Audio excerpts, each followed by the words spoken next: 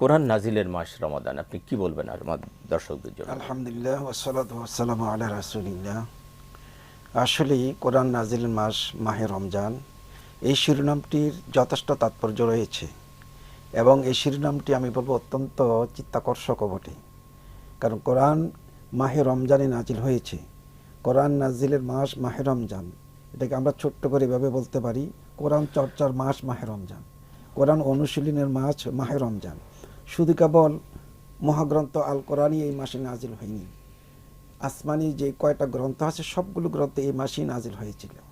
এমনকি হযরত ইব্রাহিম আলাইহিসসালাতু ওয়াসসালামের উপর সহিফা নাজিল হয়েছে মাহে রমজানের 1 তারিখ, এবং হযরত মূসা আলাইহিসসালাতু ওয়াসসালামের উপর তাওরাত গ্রন্থ নাজিল হয়েছে মাহে রমজানের 6 তারিখ, এবং হযরত ঈসা আলাইহিসসালাতু ওয়াসসালামের উপর কোরআন ইনজিল শরীফ নাজিল হয়েছে মাহে রমজানের 13 তারিখ।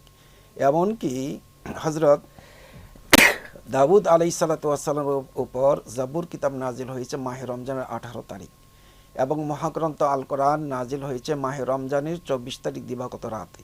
যদিও আমাদের দেশে প্রচলিত আছে ইন্না আনজালনাহু ফি লাইলাতুল কদর, লাইলাতুল কদরে মহাগ্রন্থ আল কোরআন নাজিল হয়েছে, কিন্তু লাইলাতুল কদরটা কোন রাত্রি এ নিয়ে ওলামায়ে কেরামের মধ্যে মতভেদ রয়েছে। এছাড়াও আমি বলবো বিশ্বনবী মুহাম্মদুর রাসূলুল্লাহ সাল্লাল্লাহু আলাইহি ওয়াসাল্লাম মাহে রমজান আগমনের সাথে সাথে এই মাহে রমজানকে কেন্দ্র করে তিনি যে ইবাদত, তিনি যে মানব কল্যাণের চিন্তা করতে, এটা মাহে রমজানে অত্যধিক বেশি ছিল। এমনকি আল্লাহ সুবহানাহু ওয়া তাআলা মাহে রমজানে কোরআনকে 2 বার নাজিল করেছেন, হাদিসে রয়েছে। এমনকি উবাইদ বিন উমাইর বলেছেন মাহে রমজান যেদিন বিশ্বনবী মুহাম্মদুর রাসূলুল্লাহ সাল্লাল্লাহু আলাইহি ওয়াসাল্লামের উপর মহাগ্রন্থ আল কোরআন নাজিল, সেটা মাহে রমজানই ছিল এবং লাইলাতুল কদর ছিল। এভাবে মাহে রমজান তার নিজস্ব কোনো বৈশিষ্ট্য মাহে রমজানের নেই, কিন্তু কোরআনকে ধারণ করার কারণে, কোরআনকে লালন করার কারণে আল্লাহ রাব্বুল আলামিন মাহে রমজানে এত বেশি মর্যাদা দিয়েছেন।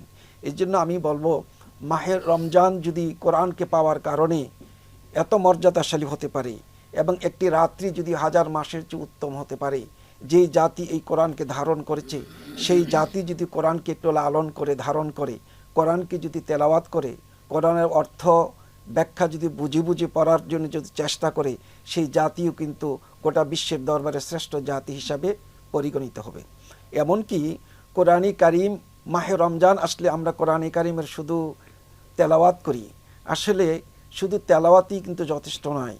আল্লাহ সুবহানাহু ওয়া তাআলা প্রথম আয়াতে ইকরা, তুমি পড়ো বলতে আসলে অর্থসহ বুঝে পড়াটাকে মূলত বোঝানো হয়। কারণ এই পৃথিবীতে আমরা যত বই পুস্তক আমরা পড়ি শুধু রিডিং পড়ার জন্য আসে নাই, যতক্ষণ পর্যন্ত আমরা অর্থসহ অনুধাবন করতে না পারি, উপলব্ধি করতে না পারি, ততক্ষণ পর্যন্ত পড়ার কোনো মাহাত্ম্য আসলে কোনো কাজে লাগে না, লাগার কথাও নয়। এই জন্য মাহে রমজান আসার সাথে সাথে আমি বলবো কোরআনে কারিমের প্রতি মানব জাতির 4টা হক রয়েছে। এই হক অধিকারগুলোর দিকে আমাদেরকে একটু দৃষ্টি দেওয়া উচিত। 1 নম্বর হচ্ছে কোরআনে কারিমকে বিশুদ্ধভাবে তেলাওয়াত করা। 2 নম্বর দায়িত্ব হচ্ছে কোরআনে কারিমের অর্থ ব্যাখ্যা সহ বুঝে পড়া। 3 নম্বর দায়িত্ব হচ্ছে কোরআনে কারিম যে লক্ষ্য এবং উদ্দেশ্য নিয়ে সমাজকে পরিবর্তন করার জন্য, মানব জাতির চরিত্র পরিবর্তন করে সুন্দর চরিত্র সৃষ্টি করার জন্য যে লক্ষ্য নিয়ে আল্লাহ পাক কোরআন নাজিল করেছেন সেটা অনুধাবন করে নিজে আমল করা। 4 নম্বর দায়িত্ব হচ্ছে এই কোরআনে কারিমের বাণী অনুযায়ী নিজে চলা এবং এই কোরআনের বাণীগুলো অপরের কাছে পৌঁছে দেওয়া।